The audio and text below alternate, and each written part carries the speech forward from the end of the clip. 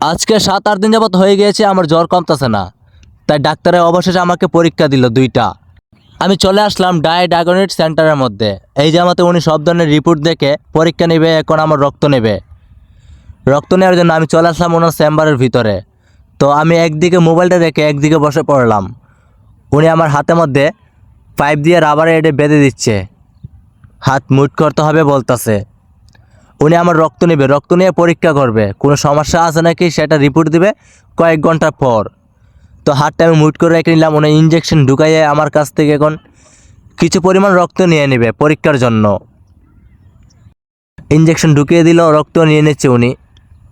বিশেষ করে যাদের এখন জ্বর রয়েছে তারা অতি শীঘ্রই ডাক্তারের কাছে যোগাযোগ করেন, পরীক্ষা করেন, কোনো সমস্যা আছে নাকি ভালো করে চিকিৎসা করান। তো উনি রক্ত নেওয়ার শেষ, হাতের মধ্যে আমার তুলা দিয়ে দিচ্ছে, হাতটা রাবারটা খুলে নিল, আমি হাতটা মুইট করে নিলাম।